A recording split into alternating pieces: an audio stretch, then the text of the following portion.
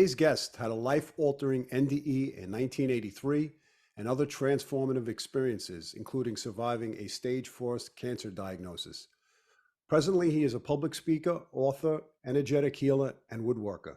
He's had many appearances on radio and television, including the National Geographic Channel series, The Story of God with Morgan Freeman, Dr. Oz, Angels Among Us, NBC National News, and PBS. Let's welcome today's guest, David Bennett. Welcome, David. Hey, Adam. Thank you for having me. Yeah, you know, on your webpage, you discuss as life being an adventure and unpredictable.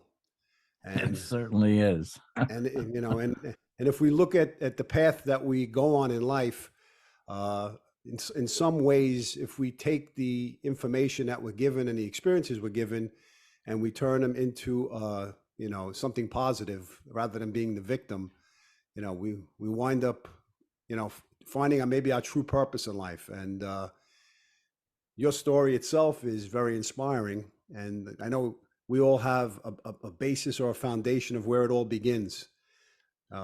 Maybe you can just give us a little background first off of where you came from, you know, what your childhood was like and what really happened to transform you.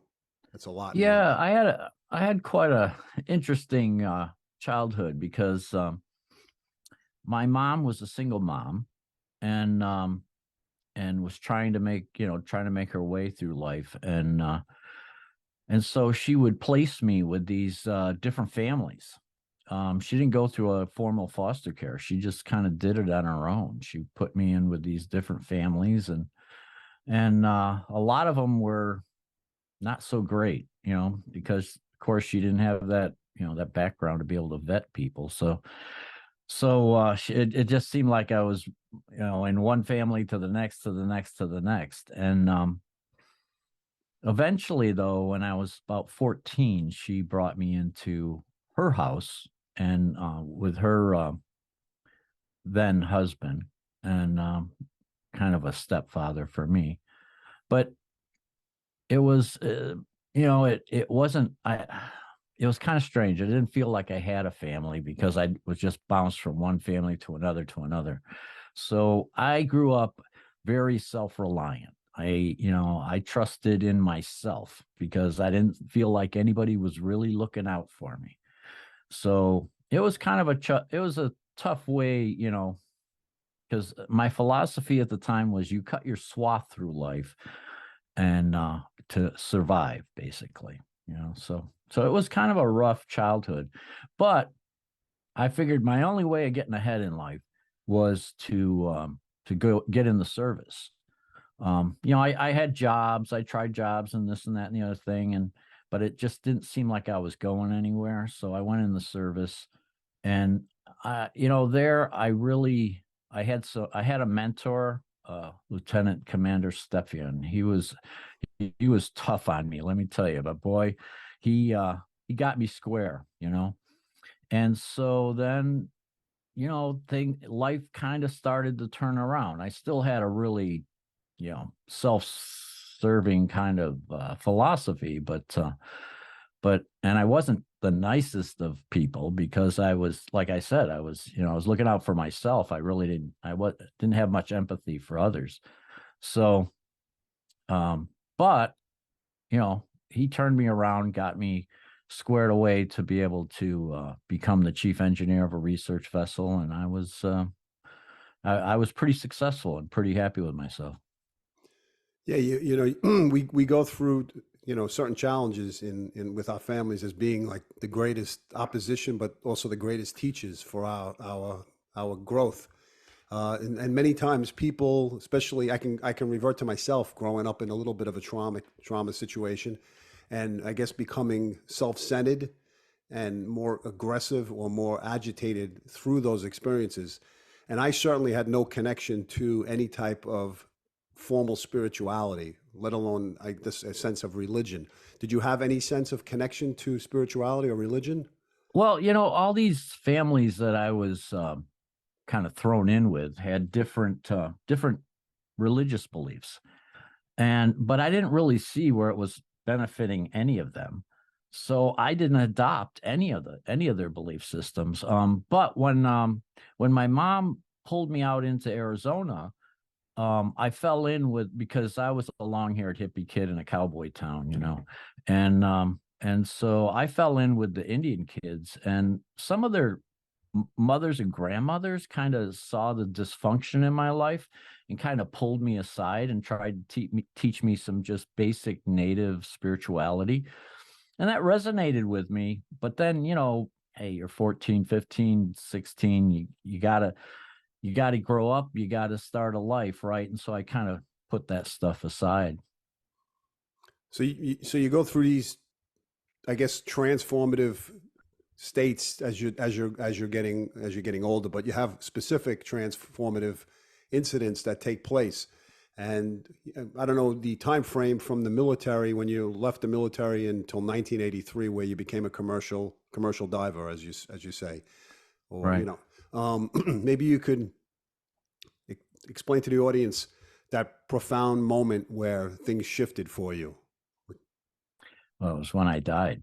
Um, that's I drowned, and in that drowning, I'm not going to go through the whole story, but in drowning itself, I found myself in the light, and I had a life review, and this life review was incredibly detailed, incredibly profound, and I got to see how my life actions and interactions weren't really the best. And I saw that, but I also saw there were moments in there where I would do something with loving intention that would create some of the biggest ripples, and in a positive way. And it seemed like that was more powerful than all the negative stuff that was going on in my life. So it really emphasized the need, and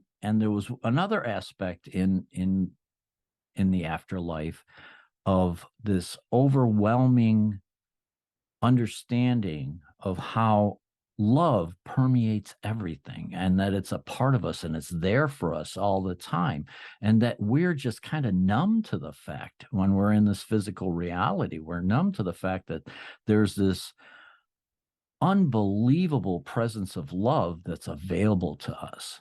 And so in that life review, and seeing how I really needed to turn myself around, when I was told I had to return, at first I argued, because I didn't see, I found a family there that loved me. I found, support and everything. I didn't want to come back to this life, but I was shown that I had a purpose. And so that's what brought me back. I agreed to fulfill, the rest of my life. Yeah, I mean, I listened to the story. I mean, you were 30, 40-foot waves going underwater for 15 minutes off a commercial vessel, and then coming back up, resurfacing 15 minutes later. When I heard that story, I mean, probably telling it is probably traumatic every time you probably go through the experience of it in some way. Or do you relive it when you tell it?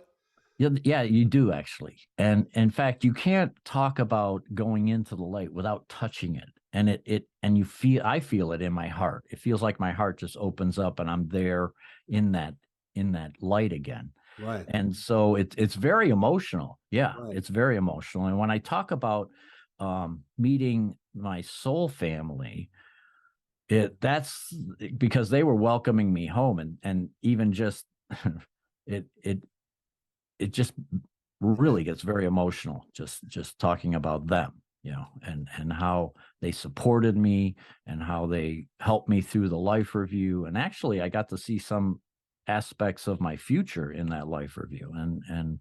So and then after the fact, I have a kind of a channel of communication to them. Yeah, yeah. And I, so that is a huge leg up in this life, to be able to have guidance, Um, and but the thing is I realize, as I talk to more and more people, you don't have to die to be able to establish this communication with your higher guidance with your guides, whether you want to call them angels, soul family, whatever you want to call them. Right.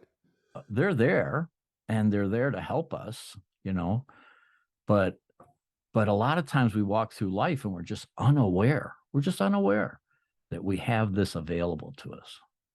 Well, I want to just touch upon something you said, which was interesting, because a lot of people who follow stories of near-death experiences, some have somewhat of an idea of the process of what takes place, where a soul leaves the body, the soul itself sees the body from below, from above looking down, Mm-hmm.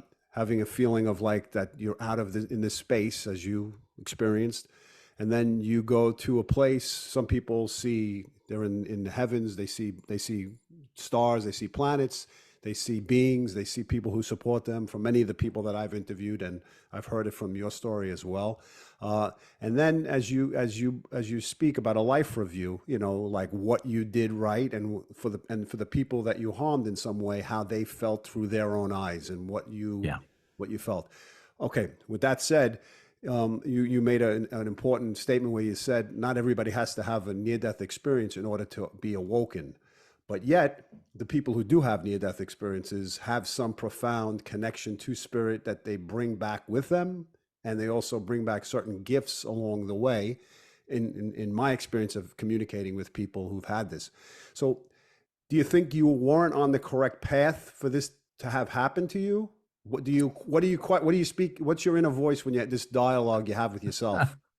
The experience itself was like a comic blow to the head. It was like a 2x4 to the side of the head that, okay, it's time to turn your life around. Let's get back on track.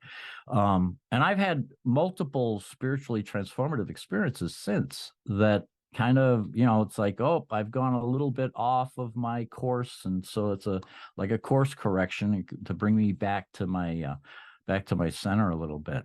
Because a lot of times, I have this theory. If you don't mind, Adam, I just throw this out there.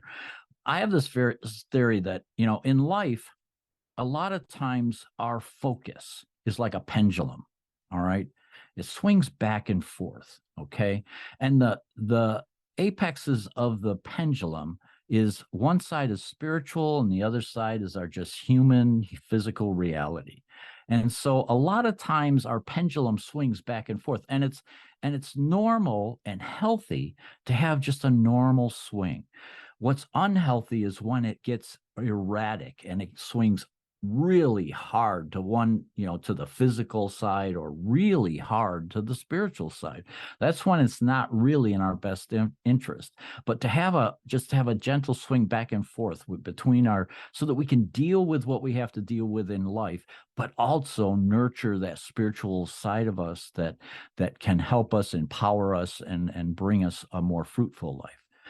So I felt that when I came back, suddenly, at first, my pendulum swung quite heavily to the spiritual side. Right. But it eventually gained a rhythm that helped me to overcome, because I was an adrenaline junkie, diver, engineer guy, right, who had this experience. And now I came back to life, and I have to learn how to deal with it. There's no instruction manual to help us, And this was back in '83 when it first happened. And so we didn't have the internet. We didn't have the research tools that we have available. We didn't have these types of podcasts to bring the information out to people, Right. So I had to, kind of like deal with it on my own. And the first people that I tried to share with weren't really all that receptive. So it kind of shut me down as far as communicating. So I had to deal with it internally. And I doubted a lot of it. And that's something that if you talk to a lot of experiencers, they'll tell you. At first, I thought, wow, am I going nuts? Because I started seeing auras. I could see people's light in their eyes. I could see the light of their inner being. And I'm an engineer. This stuff just freaked me out. It's like, how do you live with that? How do you bring that back into a life that you can live? It took me a good 11 years to really start to get a handle on it. And then I had another experience where I relived my near-death experience. And that kind of shook me and told me, you know, I've got to pay attention to this. This is really, really important in my life, that I have to live by what I'd learned in this experience and not shy away from it. And not shy away from it. And there's a lot of experiencers out there that are in the closet, I'll tell you, because I talk to experiencers all the time, Right. all the time, because of my social media presence and some of the television shows and things that I've done. I get to talk to a lot of experiencers, and some of the volunteer work that I do has brought me in with a lot of experiencers. So it's common for experiences. It's very personal experience, Right. and Right. you know, and you have to learn how to live with it, and that's difficult. It's a challenge, actually. And so there are a number of challenges that experiencers go through when they come back. You know, one, how do you talk about something that's unearthly? You know, Right. you don't have any reference to it, Right. you know, and then there's kind of a shift in your, you know, you have to, it's like you come back and suddenly you have this duality that you have to deal with. There's, you now understand of this important spiritual side of yourself, and you also know of your human side, and you spend on a huge amount of time trying to integrate them, trying to bring them back together, so that you could be a whole person again, you know, and be able to live your life. But there's a lot of other challenges, you know, like you mentioned, you know, number of experiences come back with gifts to, you know, what do you do with this, you know, like like I said, I could see auras, and suddenly I have guidance, you know, and they're telling me stuff, you know. And I'm an engineer. At first I didn't trust it, Right. because, you know, what do you do with this? It's not something I learned in school. It's not something that I had, you know, lived through in life. So how do I judge this information that's coming to me that I have no way of knowing? So, like any good engineer, I would test it to Right. see how veridical it is. Is it real? Is it something I can rely on? And during that 11 years of integration, you know, before I had that second experience, I began to rely on that guidance, because I found out that it was something very usable. It was truthful. It was grounded. It was real. And so I started to rely on it. I thought I had a pretty good handle on this near death experience. And then, of course, I had another experience, which was like another 2x4. You know, it's like, okay, What was that? well, what had happened was I had fallen in with this amazing spiritual group, and they were going to take a trip to Sedona. Well, where I lived in Arizona, I lived in the Verde Valley, which Sedona's a part of. And I thought, well, great, I'll go with this group, and I'll spend a little bit of time with them. But I was planning on spending some time in the backcountry, hiking some of my old trails and stuff like that, you know, because I really, you know, being out in nature is a way of really bringing yourself back and being able to connect with your higher nature. Right. So I was planning on doing that. But the first day they wanted to meet, and they were going to have this meditation in a pretty famous spot. They were going to do it on Bell Rock, which is a, you know, pretty popular place there in Yeah. Sedona. And I'd been to Bell Rock hundreds of times as a kid, so I had a place that I liked to sit and just that overlooked the valley. It was really nice. And so I went and I sat there, and the minute I sat down, I heard the same voice that had told me that I had a purpose. The oneness of the light spoke to me and said, you must return, you know. And when I did, I found myself reliving, drowning in the water, meeting my soul family, doing the Wow. life review. Only this time in the life review, I had lived an additional 11 years. And so I got to see how much that experience had changed me and how much it had affected me, which was huge, because I didn't think I'd changed at all, to tell you the truth. But I had, because there were a few things, you know, the whole concept of talking to God, arguing with God, soul family, love Yeah. that's there for us. That was kind of scary for this engineer at the time, you know. And so I kind of tucked that away, but there were things that I had adopted. I had adopted acceptance that this is who I am, I've got a lot of work to do, but I can make myself a better person. Tolerance of other people, which I didn't have. Like I said, my philosophy before was pretty brutal. It was very self-serving.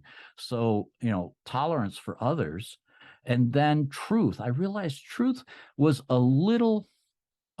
was a little harder concept because we all have our personal truth where our heart resonates.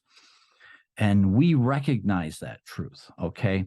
We have factual truth. And that's where, as an engineer, I used to live, was in the realm of physical truth. But there's also more of a metaphysical truth that resonates within our heart. Okay. So those three things, acceptance, tolerance, and truth, had kind of become my touchstone.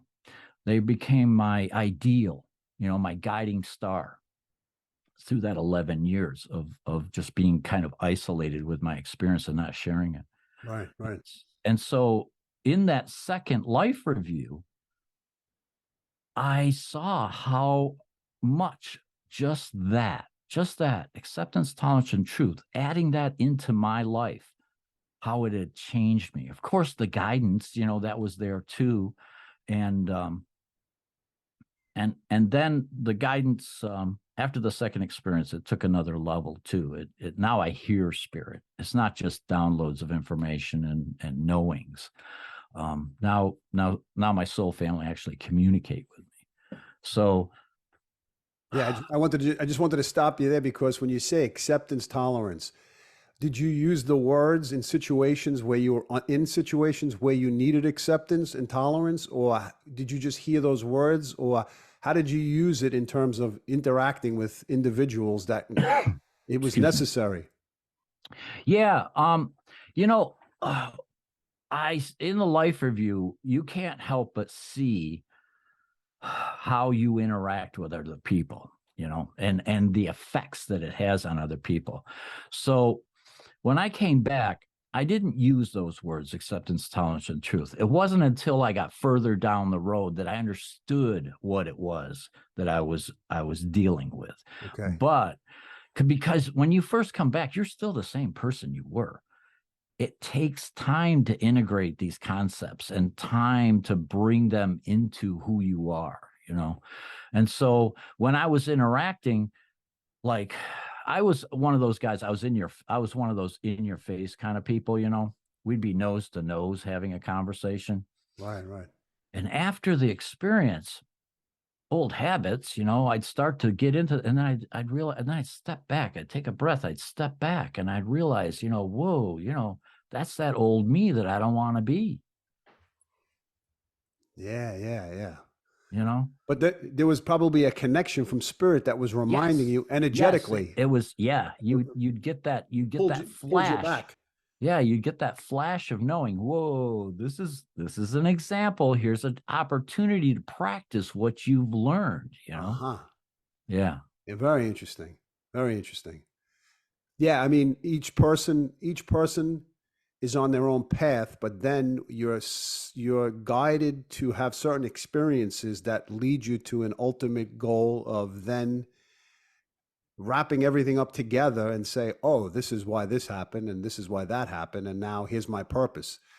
So it's interesting that obviously you're doing healing work and you're obviously Yeah. integrating your experiences into helping people from your own personal experiences. Yeah. Yeah. Yeah. And I try to balance, because my life used to be this real, because I went from the research engineer that I was to becoming manager of dialysis programs, and which was an incredibly another analytical type of job. But I found that you have to kind of balance that out, that kind of life needs some balance. And so I looked for creative outlets, because when you think about your creativity, we all have something that's inspires us. Where does inspiration come from? Think about it. It Yeah. comes from our higher guidance, only we don't call it that. But inspiration, creative that creative outlet, something that makes us, that inspires us, that makes us want to be creative, you know. So I use that as a center of focus to help me to kind of zero in on what is spirit communication and what is the chattery mind that we all have, you Right, know. right. Because when we feel inspiration, we feel it. Yes. There's an actual physical element to inspiration. So when spirit talks, it's that same feeling. So it's like, An opening. yeah, yeah. You know, like for me, I feel it in my Oh, heart, yeah, but yeah. some people feel it in the top of their head, in their palm. They might feel it in their throat. I was just talking to someone. In fact, I had a client recently who feels it in their throat, you know, and it turns out that they're very communicative. You know, Right. that's a big part of their creation. And so it you know, it manifests in us physically in some way or shape, and that's kind of that's an indicator, that's a key, that's a way to focus in on when is it spirit and when is it the monkey mind, you know. Right. Ego versus the right intuitive mind. Sure. Um, you as you had these experiences, you were also eventually diagnosed with cancer. And Yes. did you receive any information in any of the downloads or the communication with your spirit family or your guides that you were going to get sick? Actually, I saw it in my life review. Okay, In my so life, yeah, I explain saw that, it in my please. life review that I was going to have cancer. I didn't know how severe it was going to be, Well, when and you I wait a didn't. minute, when you say you saw it, what did you exactly see? If you can just Okay, tell us. uh, it's kind of innocuous because there was I saw myself. Actually, I saw a moment in time. It kind of like deja vu, only deja vu on steroids. Okay, Okay. I saw a moment in time where I was being told about my prognosis. And so when my just so everybody understands, I had stage 4 lung cancer that had metastasized into my bone. It ate away 3.5 bones of my thoracic, and my spine had collapsed. There were lesions in my hip, my brain, and my kidneys. So when my spine collapsed, that's when, oh, something's wrong. And that's when I presented myself to the emergency room. And in the emergency room, I was, you know, it took it was quite a long day in the emergency room, but finally I'm sitting in the room, and the nurse comes in, and she happened to be one of my secretaries while she was going to nursing school. And so she comes in, and there's tears in her eyes, and she's like, the doctor's going to be in just a minute, you know. And I that was the moment that I saw in my life review, and it's like, oh, Wow. I know this moment, you know. I know who's coming in the door. I know what he's gonna say.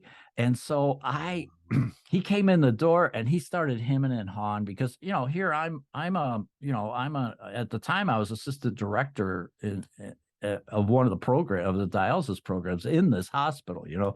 So uh, I just kind of, and I know I'll regret it probably in the next life review. But anyway, I let him and haw, you know, I let him suffer a little bit, which is, anyway, it's kind of crazy, but because I was watching this unfold, and I was like, is this going to happen next? Is this going to happen next? And then, you know, and then he finally says, you know, well, we found these masses, blah, blah, blah. We need to take additional tests. And and so that moment, but also in the life review, I not only saw I was going to have cancer, I also saw I was going to live beyond it because I saw additional life. I saw life beyond the cancer and In a linear form or an imagery form? in an imagery form. Okay. Okay. Wow. So I knew I was going to survive this. I didn't realize how it was going to be a severe, you know, I just mentioned how severe it was, stage 4 lung and bone cancer. It was not something to sneeze at. And it was a long period of my life dealing with that lung cancer, but I was actually able to become cancer free within 6 months because I listened to guidance and I followed the path that guidance kind of laid out. And I know your listeners are going to want to know what it was, but for me, what worked for me, it doesn't always work for everybody, was I took a balanced approach between traditional medicine and holistic medicine. Okay. And not all holistic medicine is the same. I believe that everybody has to use their inner guidance to judge what's best for them. Right, right. You could tell, because there's one thing that I like, and I still take it to this day. It's called SEACT. And when I first tried SEACT, it was like my body went, oh yeah, oh, that's what I need, you know? So I really, I encourage people who are going through any type of health crisis to use your inner guidance. Work with the healthcare system, but use your inner guidance as to what's best for you, because you're the best judge of what's going to work. Yeah. What was the inner guidance that you received? And I also know that from the near-death experiences, you did have a profound download of also being able to heal, or the ability to use white light healing. Yeah. And maybe you can just elaborate on that, what Yeah, that that was. I do it now because I did it for myself during my cancer recovery. And I developed this while I was going through my own cancer. Basically what I do is, fortunately on my journey, I had run into another experiencer that taught me that once I've been in the light, I can return to the light at any time. And she taught me how to, to go back into the light. And so when I was diagnosed with the cancer, I used that. I would go back into the light, and I would be able to see things clearer. And so and I would get guidance from my soul family, but not only my soul family, but my light essence itself.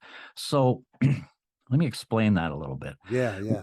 When we're when we're on the other side, okay, we come back into our wholeness, into our totality. Here in this life, we have a small percentage of our light that resides within us. And that's our connection to the divine, is that fragment of light that resides within us. Okay. But the greater portion of our light still resides in the oneness, in the greater light. Okay. So when we're on the other side, we rejoin our totality. We become whole again. And so when I would go into the light, I would connect to my greater essence and use that energy, pull that energy so that I had more of it available to me in this life. And I would use visualizations, Yeah. and then my guidance, and I did a lot of visualization work to be able to I used a visualization of like a feather wearing the tumors down. And I went as someone who works in a hospital, I know my way around. And so I actually went and talked to the technicians in the had my CAT scans and stuff like that. And I Right, actually right. I went in and looked at all my scans, okay, so that Wow. I had a visualization as to what it was that I had to deal with. And so then I used a visualization of a feather just slowly wearing it away and taking it away like that. Because one thing my guidance told me was not to just visualize it gone, because that would create a void, and our bodies are constantly looking for equilibrium. And so to have a void is a sudden shock that could actually hurt us worse than, Right, than the right. cancer. So anyway, that's kind of what I was shown. And so within 6 months, I was cancer free. Amazing. It's so amazing. What's interesting is through shamanic work that I do, and also distance energy work. I know that when you talk in shamanism, you have soul loss, Yeah. and fragments of our soul are removed from the essence of who we are. And I wonder if, when you speak about part of the soul going up to that, a greater portion being up in that realm, and a lower portion being on this earthly plane with us. And then Yeah. we bring that back to us in terms of calling it back in order to become whole again. That's kind of what I do with my light. When I have a client, what I do is I talk to them for a few minutes, and just in that process of talking to someone, I can begin to feel and sense their essence, their light. And so then when I go into the light and I start the energy work, excuse me, when I start the energy work, I go into the light, I immediately am able to recognize their light fragment, their wholeness. And so then it guides the actual energy work. Wow. Yeah. And each person has a different color, or you're working only with white light to patch up? Well, yeah, the white light contributes. Oh, is always there to contribute. But our light color fluctuates. It's not always the same. Right. It, like when we're in a healing crisis, a lot of times I see it as green, and that just may be my interpretation. I'm not sure. But then, at other points in our life, we may have blues and purples or yellows and oranges. It depends, Right. And sometimes you might, because you're having an intervention with possibly a guide or an angel, there might be some white sparkles and fragments and things that are influencing your light as well, because we're not alone in the light. We're Yes. not alone. Yes. And so we have a lot of influences with maybe past family members or whatever. So when I go into the light, many times I encounter their guides, sometimes maybe a deceased loved one or something like that that's there for them. Yeah, very interesting. I mean, I know from my experience, not only as you speak about the healing aspects, but also having once going down this rabbit hole, so to speak, of opening the connection with other realms in terms of beings from other universes and having encounters. I wonder if have you ever had any UFO or seen any type of When different I type of was young, phenomenon? when I was young, I saw some UFOs. I didn't know what it was. There's nothing to judge it on. So Yeah. I really didn't really pay a lot of attention.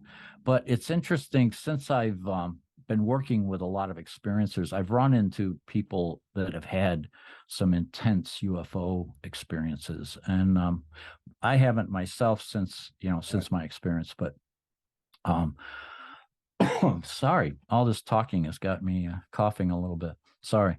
That's all right.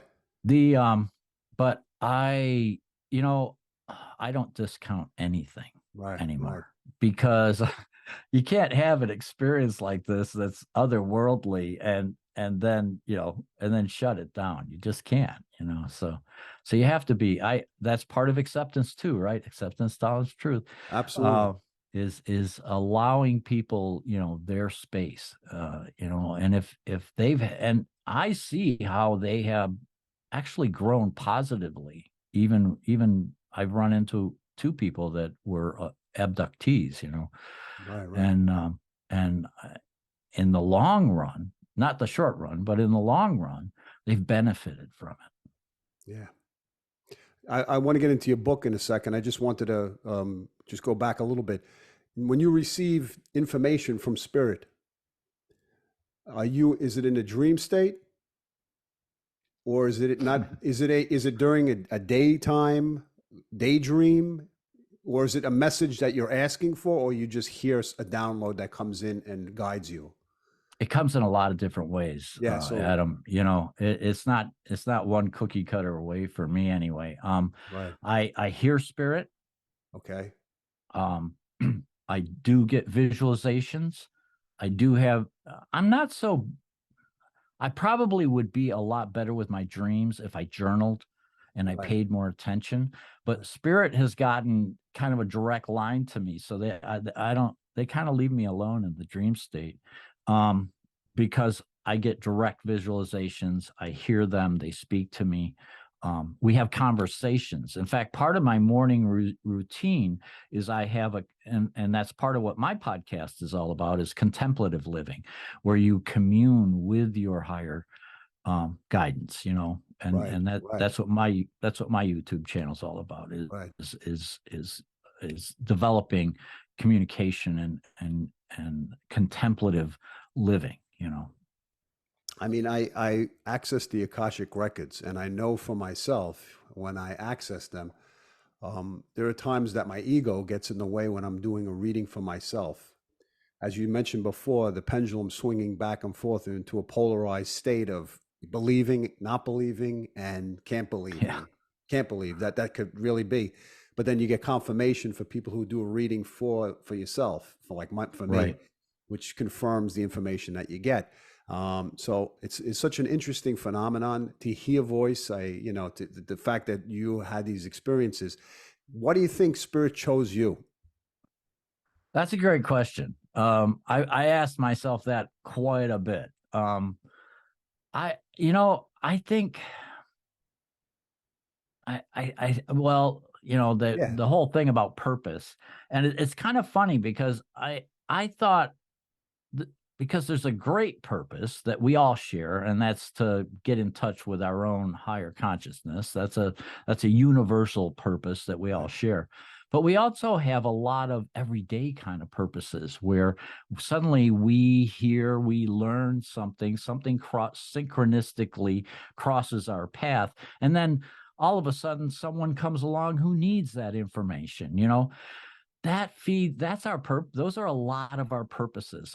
It's not these grand illustrious purposes, right. there's a lot of little purposes. So, but I really feel that my purpose was to learn how to be in my flow. Okay, because now that I'm following my guidance and I'm allowing life to unfold, that's a secret right there, big one, allowing my life to unfold and going with it, I've been able to now talk to people, touch people. I can see it happening. I can see it happening all the time. So and I don't, the funny thing is like I've been on a lot of television shows, a lot of radio and TV, but I've never gone looking for it. It's not like I'm advertising this, but these opportunities come up and I really feel that it's like because I'm Right. doing the work, and just plugging along, trying to do the work that's put in front of me. Right. So when you speak about unfold, you're not grasping, you're receiving. Yeah, I was with this one radio host, and it was really clear that we weren't clicking. Right.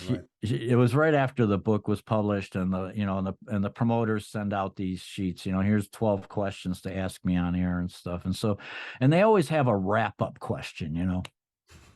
And so it's a Yeah. common way that media acts. And so her wrap up questions was, so where do you see yourself in 10 years? And it was like, it's very clear you haven't been listening to me, because I don't plan where I'm going to be in 10 years. I just allow it to happen. Right. But it was just really, I really, it made me laugh. I actually laughed out loud. It's like, well, I'm sorry, but I just haven't a clue. So And I'm joyous about that. I look forward to the mystery. that's unbelievable. So how would you guide someone to allow things to unfold? What's the steps That's that they can hard. take? Yeah, that's hard. It was hard Right. for me because it's a lot of letting go, a lot of letting go. But you know what? Terminal disease kind of teaches you that, because you lose control when you have a terminal disease. You have to, your life is no longer yours when you're in the hospital. Okay. It's like being in the service sometimes. You're told what to do, when to be there, how to do it. Right. Well, when you're in that state, if you kind of step back, take that breath again, and Yeah. you pay attention, what's the key word is mindfulness these days. That's the buzzword, Yeah. right? Yeah. If you're mindful, if you're which is just simply awareness, Present. yeah, presence, awareness, authenticity. Right. When you're in that state and you start observing, You rise above the circumstances. Suddenly you're above the circumstances and you have a clearer sense of vision. And that's when you can see where, oh, I can just sit back and allow this to happen. I can let go. That's kind of the last step in life before we Right, right. transition into the afterlife, is letting go. And I'm sure in your shamanic training and journey, they taught you how to let go. Yeah, well, it's one thing to be taught, it's another thing to actually be able to do it. Yeah, it's easy. Those words roll right off your tongue, right? Right, But to right, the right. actual do it is it's not easy. It's not Yeah. easy. Letting go is not easy because we're so want to hang on. We so want to be in control because that's the way our culture is. That's what our culture has taught us. It's taught us to, especially men, we have to Yeah, be in charge, we have to be in absolutely. control, and so to untangle that, it's kind of like that's been woven into the fabric of our mindset, and we have to unweave it a little bit. We have to loosen those threads so that we can be gentle with ourselves. That's the first step. Be gentle and non-judgmental, because we're not Yeah. always going to achieve it. Hey, That's even today I mess up all the time. right, right. But I don't judge myself. I don't beat myself up over it. I just say, okay, I'll learn from this one. I'll do better next time. I'll probably recognize it quicker next time. Has this experience, these near-death experiences, made it easier for you to accept death? Oh yeah. Yeah. I don't fear it. In fact, when I had the cancer, I was like, I can go home. This is an opportunity. I can go home. Wow. But I also knew that, because I saw it in my life review, that I wasn't supposed to. I was supposed to deal with it, Right, right, because it was a huge learning experience for me. But but when my time comes, I will cross that threshold and enjoy. right, Oh, right. but the but I would never do anything to hasten it, Yes, to I bring, understand. I wouldn't do anything to shorten this life. Yeah, so interesting. You wrote two books. Mm-hmm. The first book was Voyage of Purpose, and the second one is A Voice as Old as Time. Yeah. Maybe you can just give the audience an idea of your first book, Voyage of Purpose, a little bit about what it was about or what it's about. Yeah, Voyage of Purpose starts out. It tells a little bit about my life before my near death experience, and then my near death experience, and a lot of detail. Right, right, but but then it also talks about those years where I was trying to integrate it, and how it helped me, and how I learned some of the tools that I learned to live a better life. And then leading up to the cancer. And so then what I did, and I give pretty much all the information about what I did, some of the visualizations I used and things like that. And then after the cancer, how it changed my life. So that's Voyage of Purpose.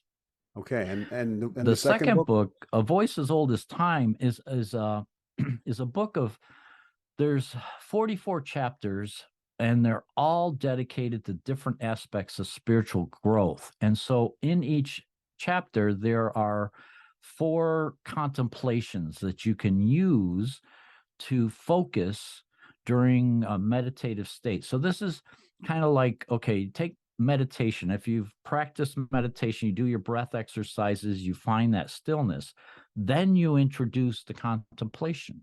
And so these are simple contemplations that you can add to your meditative practice to help you grow spiritually. Yeah. Now, A Voice as Old as Time is out of print. Okay, So, but I have cases of them here at the house. I'm sure. So you can go on my website and order them, or you can probably find a used one cheap on Amazon or one of those. Yes. I don't know if I can advertise that here. Well, you surely can. Um, I'll put all the links down below anyhow. And also maybe you could just talk a little bit about your website and Yeah, the portal to everything, Dave, is Dharma Talks, DharmaTalks, dharmatalks.com. And there you can find links to my YouTube channel. You can find links to Twitter, you know, uh, Instagram, all the links to all my different social media, because these days, besides the healing work, I try to, in the morning when I do my meditative practice and my contemplative practice, I try to distill that down to like a sentence or two, and then I create like a little meme that I put out on Instagram and Facebook to this is the message that I got today, or what we're talking about. And then at the end of the week on Sunday, I put all those memes together and we create a little podcast and we talk about it. Excellent. Very inspiring. All right. If you were to leave the audience with like a message of inspiration, or something that if you were walking side by side with one of your friends and you just had to tell them something, leave them with a message, what would you tell them? What would you say? Great wrap up question, by the way. Got to start and we have to end somewhere. That's right. They got to start and got to end. Okay. I would say, you don't have to go looking for spirit, because spirit is patiently waiting for you. That all you have to do is allow yourself to quiet your mind and to listen, and spirit's there. Excellent. Because I feel that way, but as you said earlier, sometimes the monkey mind, the ego gets in the way, and quieting the mind and sitting still, finding the balance, I think, between movement and solitude. Yeah. Yep. That's that balanced pendulum. Yeah. Well, with that note, I want to thank you for giving me the opportunity to spend this hour with you and share the space with you, because I'm inspired by people like yourself who go somewhere else, come back, and give a live report on what they experienced. I've interviewed Raymond Moody, and he's read his book and spoken to him, and your story confirms so much of what everyone else has experienced. Yeah, Raymond's a real gentleman. Yeah. Yeah.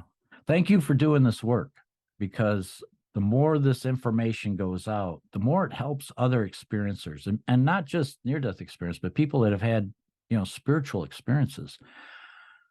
It gives them a stable ground to walk upon, Yes.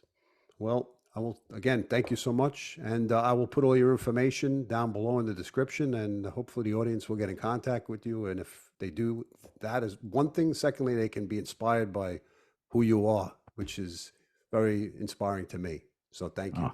Thank you, Adam.